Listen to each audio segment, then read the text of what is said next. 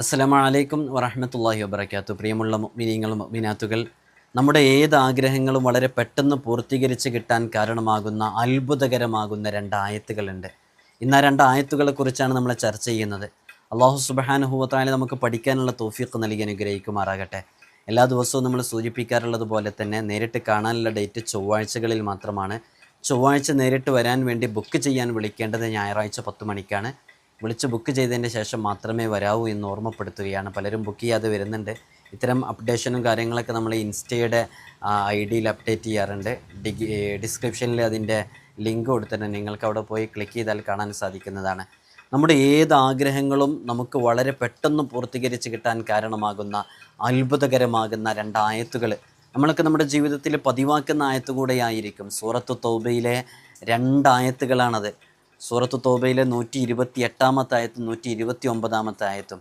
ലഖദ് ജാഅക്കും റസൂലും മിൻ അൻഫുസിക്കും അസീസുൻ അലൈഹി മാ അനിത്തും ഹരീസുൻ അലൈക്കും ബിൽ മുഅ്മിനീന റഊഫുർ റഹീം എന്ന് തുടങ്ങുന്ന ആ ആയത്തും ഫഇൻ തവല്ലൗ ഫഖുൽ ഹസ്ബിയല്ലാഹു ലാ ഇലാഹ ഇല്ലാ ഹുവ അലൈഹി തവക്കൽതു വഹുവ റബ്ബുൽ അർശിൽ അളീം എന്ന് പറയുന്ന ആയത്ത് അത്ഭുതകരമാകുന്ന ആയത്താണ്.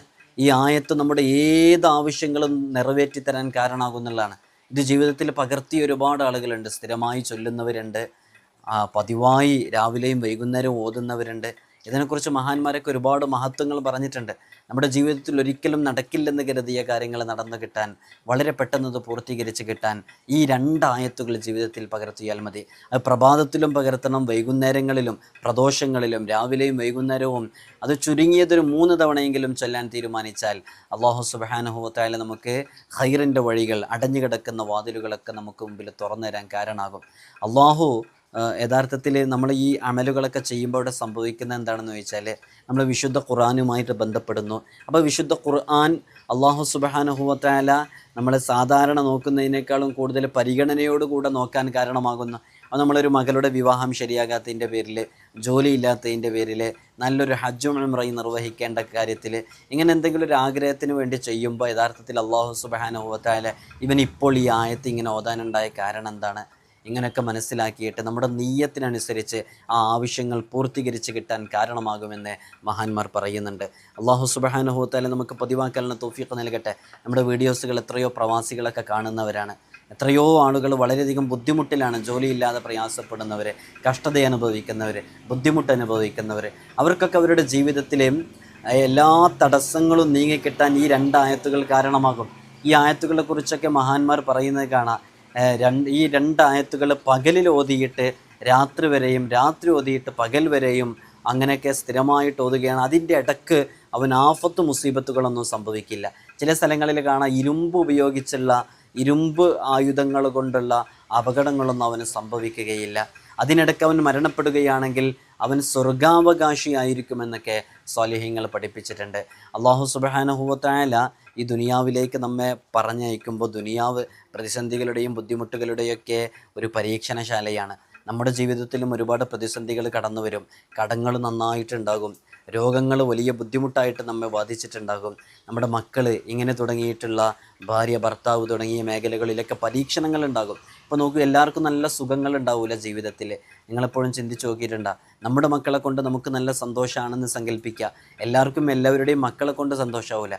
ചിലർക്ക് ചിലരുടെ പാർട്ട്ണറുമായി ബന്ധപ്പെട്ട്, ഭർത്താവുമായി ബന്ധപ്പെട്ട് വലിയ പ്രയാസം ഉണ്ടാകും. എന്നാൽ ചിലർക്ക് അങ്ങനെ ഉണ്ടാകില്ല. ഈ ദുനിയാവ് അങ്ങനെയാണ്. വിശുദ്ധ ഖുർആനിലെ സൂറത്തുൽ മുൽക്കിൽ അല്ലാഹു പറയുന്നുണ്ടല്ലോ, അല്ലദീ ഖലഖൽ മൗത വൽ ഹയാത ലിയബ്ലുവക്കും അയ്യുക്കും അഹ്സനു അമല. അല്ലാഹു സുബ്ഹാനഹു വ തആല ഈ ജീവിതവും മരണവും സൃഷ്ടിച്ചത് തന്നെ ലിയബ്ലുവക്കും അയ്യുക്കും അഹ്സനു അമല.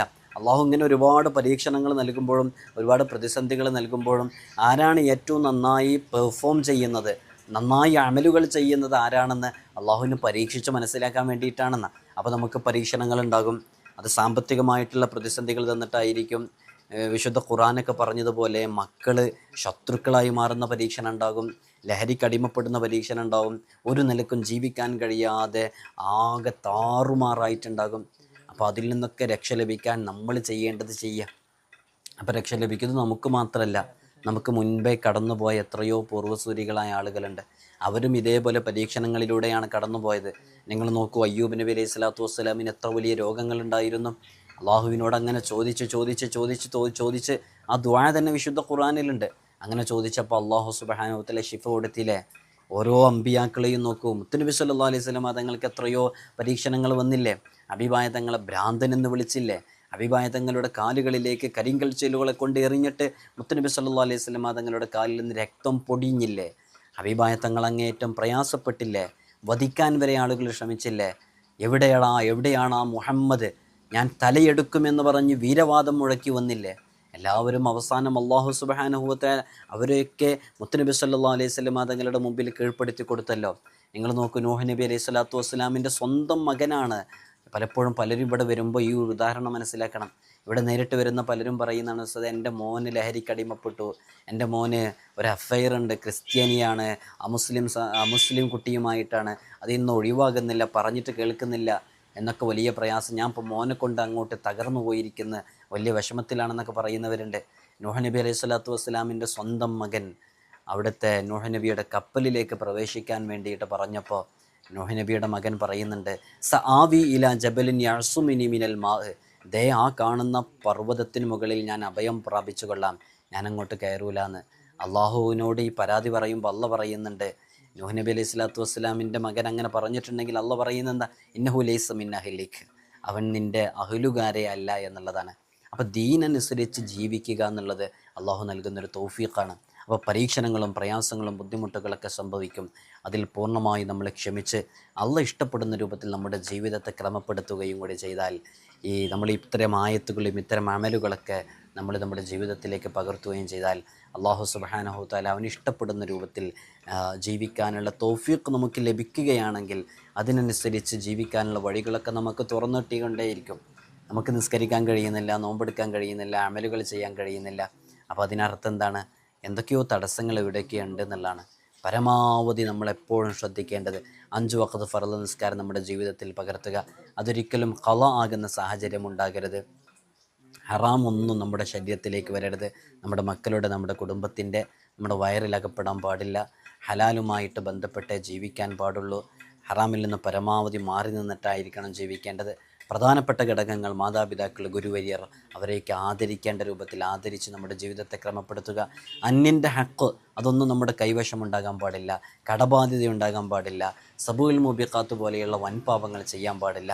ഇങ്ങനെ നല്ല രൂപത്തിൽ ജീവിച്ച് ഇത്തരം അമലുകളൊക്കെ ചെയ്ത് അള്ളാഹുവിലേക്ക് അടുത്ത് ജീവിച്ചാൽ നമ്മുടെ ഏത് ഹലാലായ നിയ്യത്തുകളും റബ്ബ് സുബ്ഹാനഹു വ തആല പൂർത്തീകരിച്ച് തരാൻ അതൊക്കെ കാരണമാകും. അള്ളാഹു നമുക്ക് തൗഫീഖ് നൽകി അനുഗ്രഹിക്കുമാറാകട്ടെ.